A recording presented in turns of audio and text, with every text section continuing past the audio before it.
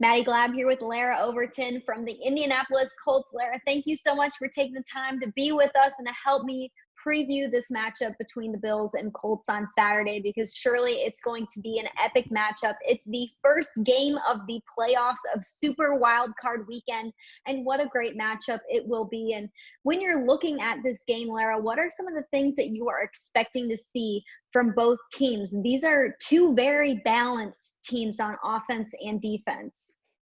Well, honored to be joining you and so excited for this weekend, a full weekend of football, and always exciting to see Frank Reich go back to Buffalo. Certainly Right? a place, a fan base, a franchise that is near and dear to him and his family. He has so much appreciation, respect, and of course, familiarity with the Buffalo Bills organization. So that makes it such a special game amid all of the other storylines that we could talk about. But, you mentioned just how complete each of these teams are. Buffalo is so hot right now. I mean, I don't know that there is a hotter team entering the postseason than the Bills with this very dynamic, high-powered offense that they have. And I asked Coach Reich this week if there's any offense that his defense matched up with over the course of the regular season that you can draw upon some of that experience. And he noted that there's really no blueprint for exactly what Buffalo is able to do and to do so well because of the wealth of weapons that they have offensively, the talent that there is on this roster. What he said, though, is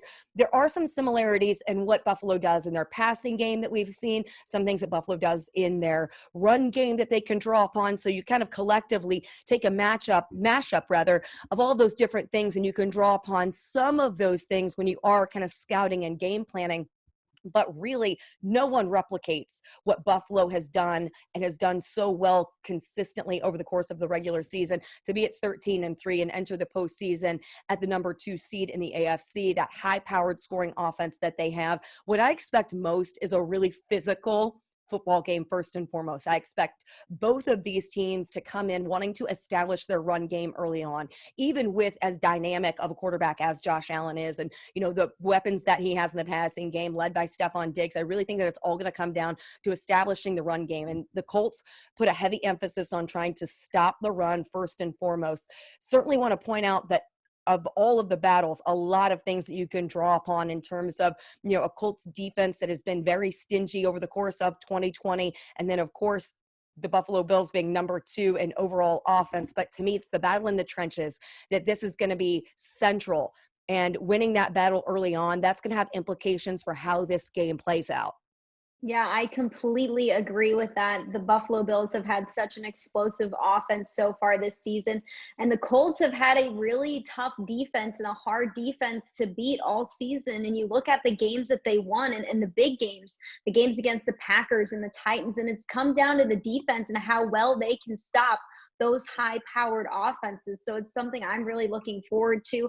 I know the Bills have struggled with stopping the run earlier in the season, but as of late, they've been allowing under 100 rushing yards a game. So I think that should bode well for them. But again, you can't really prepare for a running back like Jonathan Taylor and how explosive he has been in the last 5 weeks to end the regular season. So there's just so many things that stick out about this game that I'm going to be really interested to see how it plays out in real time. But let's talk about the Colts defense. I mean, the defensive line, DeForest Buckner, you have 3 defensive linemen who have at least 7.5 sacks each. That's not something that happens every single year for a defensive line, especially with 3 guys with that high of a number. What area do you think this team is best at on defense? You also look to their passing defense, and I know it's a defense that has kind of declined in the second half of the season. Since week 12, they ranked 31st against the pass.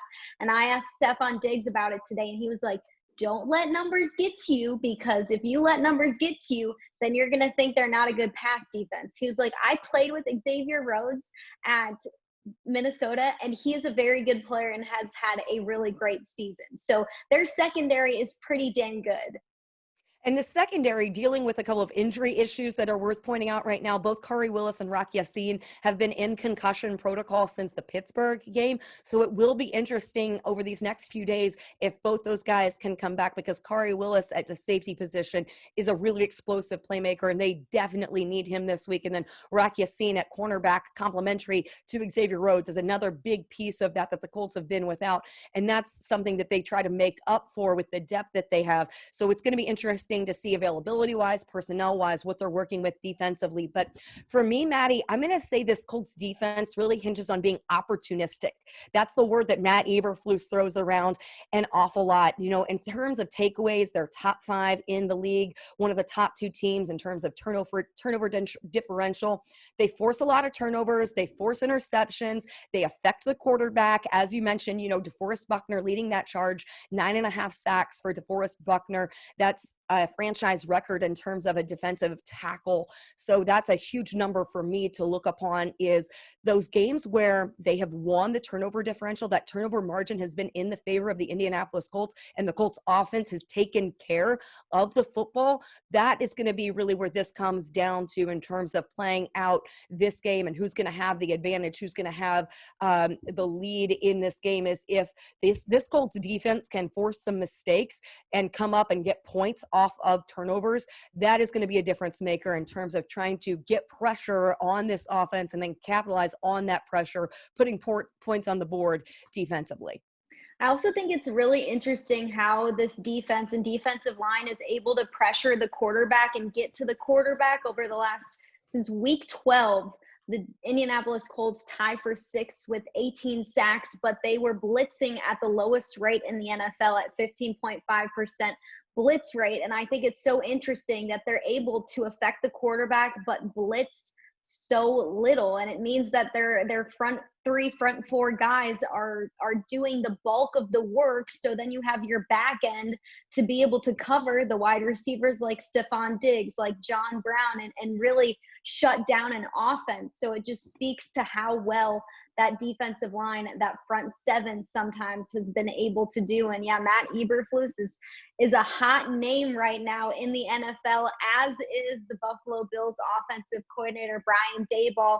We're seeing their names thrown around so much on Twitter. If you check out timelines and reporters and national media analysts naming those 2 for a lot of head coaching potential jobs as the playoffs come to a close the weeks to come. We'll see how it unfolds for those 2 guys. But I want to talk about a player who is a well-known veteran in this league. It's Philip Rivers. I mean, he comes to this team and brings a wealth of knowledge and wisdom in his playing days, playing in 11 different playoff games. What has he meant to this Colts offense this season?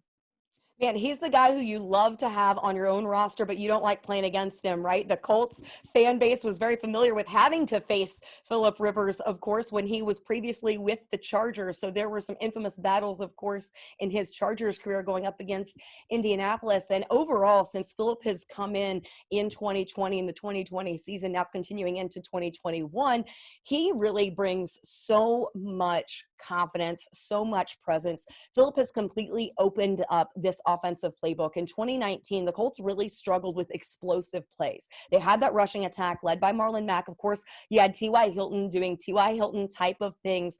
You had Eric Ebron at that point as well, leading that tight end contention. And that's something that Frank Reich offenses always heavily utilize, you know, their tight ends. But you really lacked that downfield passing game. So that's if I'd look at this just offensive playbook and schematically, that's one thing that Philip has been able to do, is really open up that playbook, opened up more of those chunk plays for guys like T.Y. Hilton and Zach Pascal, who have been pivotal in terms of late in particular this scoring offense. So I'm going to go back to, though, overall, its presence and command that being a 17-year veteran brings to an offense. His confidence and ability at the line of scrimmage, the checks, the reads, his vision, so much that, I mean, nothing really he has not seen. It's hard to think of anything Philip Rivers probably hasn't come across or experienced over 17 years in the NFL. So I'm going to say the ability to put the offense in the right positions, put them in the right plays to be productive, that's the result of an 11-5 regular season under Philip Rivers. That's what a lot of the Bills defenders have been saying to media this week, is that it's hard to trick Phillip Rivers. It's hard to disguise things for him because it's his 17th season and he's pretty much seen it all. So he's really good at being able to tell what a defense is doing and if they're trying to disguise something. So that's another thing that I'm looking forward to in this matchup. But continuing with the Colts offense, Jonathan Taylor is a hot rookie who a lot of people were looking at coming out of college football and into the NFL, being a Wisconsin running back, just thinking like, this is a total Wisconsin type player. This guy runs hard. When he gets that second level, it's really tough to take him down. And in the last 6 weeks, he's definitely proven that. I mean, he has over 1,000 rushing yards, 11 rushing touchdowns, which is ties for the most for all rookies this season. And putting up the numbers that he did in that final regular season game, what was it, 253 rushing yards? How has he been able to have such a successful second half of the season? It's really funny because a lot of people, a lot of the beat writers and media availability would ask Coach Reich about a perceived, quote unquote, lack of success in the rushing attack in that first half of the season, because obviously coming out of 2019, you saw Marlon Mack have the production that he did, and everyone kind of expected it would be plug and play, that you would pick right up where you left off. And, there's something to be said for the fact that you didn't think Jonathan Taylor was going to be your bell cow back week 2 of the regular season. After we lose Marlon Mack week 1, torn Achilles, he's out for the remainder of the year. So one of the things that Coach Reich pointed to is why, while overall maybe you didn't see those really impressive stats, like the total yardage wasn't that outstanding, he really felt that the yards per carry were pretty efficient. And they were still at that point early on distributing the ball, working it around. A lot of balls were still going to Nyheim Hines, which they will in certain scenarios continue. He's a big point of emphasis. He's a big priority. Situationally for the Colts offense. You also had Jordan Wilkins coming in, because I think what you were trying to do is not completely thrust Jonathan into having that pressure on his shoulders from the very beginning. You wanted to still kind of keep him fresh, allow him to gain confidence running behind this offensive line, getting up to speed with the playbook and adapt to the NFL game. We always hear rookies talk about, the game's so fast. You have to find that breakthrough opportunity when the game begins to slow down. And so he's obviously proven that ability to carry a heavy workload. You mentioned his Wisconsin career. He rushed for over 6,000 yards, in 3 seasons, but he really was kind of in that balanced rushing attack. He was that piece, that complementary piece to this offense alongside Nyheim and Jordan. So once they gained confidence in terms of he grasped the understanding, the game started to slow down. He really spent a ton of time watching film, working with Tom Rathman. I think that it is the lack of off season. It just took him a while to get there to that point where he had, the confidence and then the patience in the run game to allow those holes to open up. And then, of course, you mentioned he's a really tough guy to take down. Yards after contact, he's great in terms of it. Took on Sunday afternoon, with Jacksonville, it was taking 2 or 3 guys to bring him down to the turf. So I think that he's just gained an immense level of trust in terms of his vision, staying on his feet, timing, his ability to, kind of focus and find those holes that this offensive line is creating for him. But Phillip is also putting him in great positions to be successful in this run game, to the result of what you saw in week 17. So I think for him, it's just that typical kind of rookie waiting on things to slow down, gaining the confidence, and just really not having to think so much within the offense, just taking the ball, trusting in exactly what you've watched and prepared for each and every week, and then relying on that explosive breakaway speed and strength that he boasts.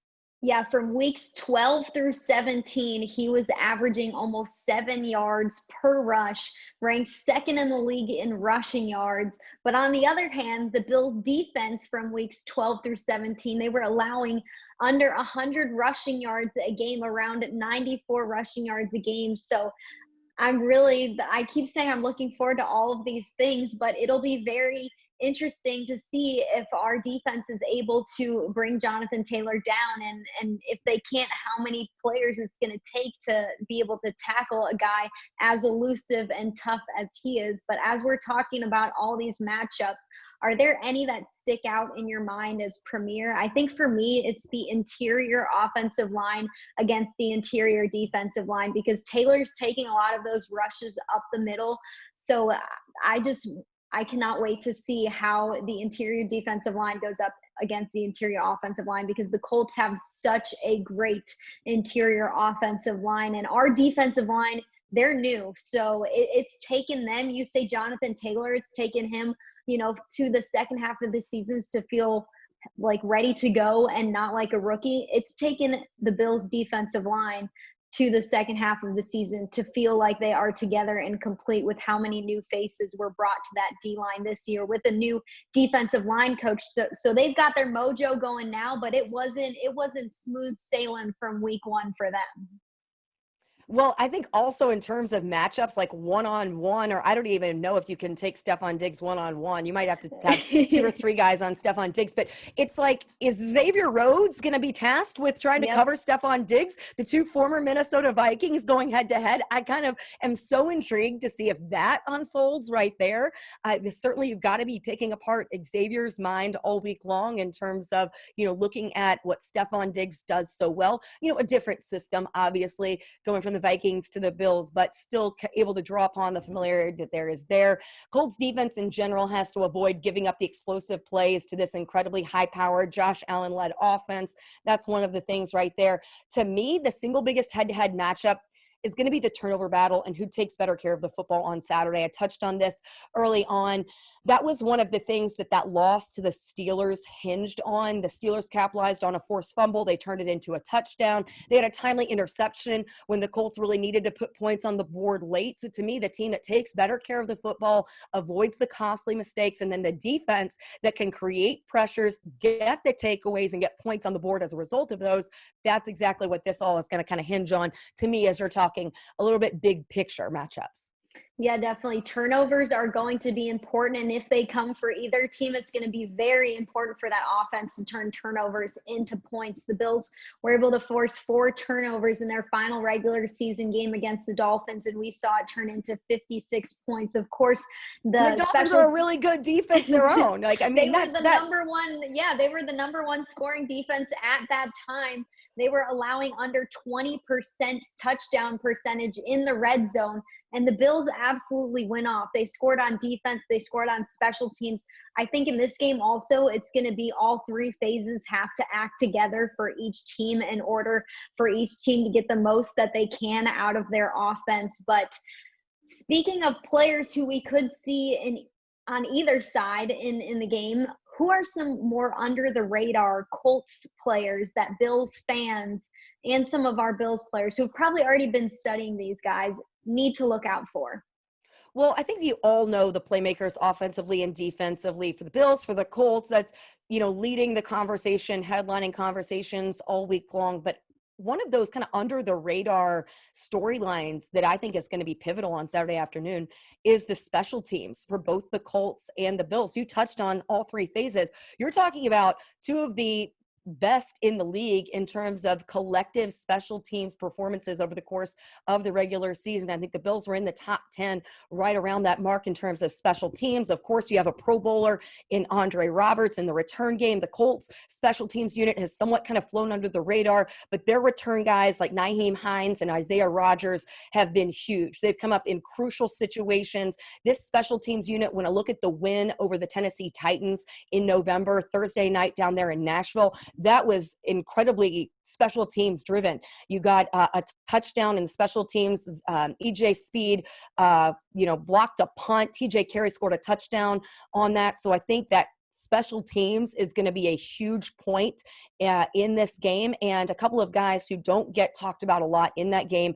I mentioned Isaiah Rodgers. I mentioned Nyheim Hines. A lot of people know him in terms of the offense, but he's an exceptional return man. George Odom led the league in special teams tackles in 2020. George Odom leads that special teams tackling unit. He's incredible in terms of coming up in big opportunities, making big stops. Behind him, Zaire Franklin, Jordan Glasgow, EJ Speed. So if the Colts, if the Colts can continue that type of production in critical situations from their special teams unit that they relied upon you look the win over the Packers, you mentioned that again, special teams was significant in that victory. Rodrigo Blankenship, the rookie, had the game-winning kick. So to me, a huge factor in this game that probably isn't being talked about is going to be that special teams battle and who comes and shows up on Saturday afternoon in Orchard Park.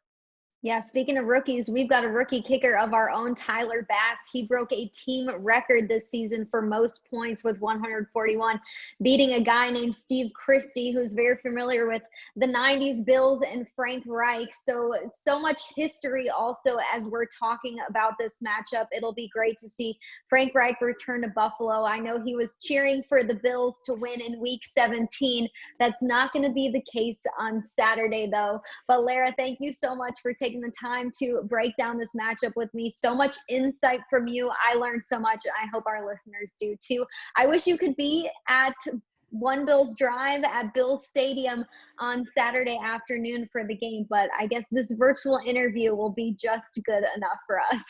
I know. I wish I were going to be there too. I'm going to be hitting you with all sorts of text messages over the course of the game as we call our radio broadcast remotely from a very warm and toasty Lucas Oil Stadium, as it's probably going to be, I don't know, somewhere around high 20s, low 30s, but still much better than the game behind me that we're looking at. This picture I have from the snow game. So at least we won't have to battle those conditions on Saturday afternoon this go round.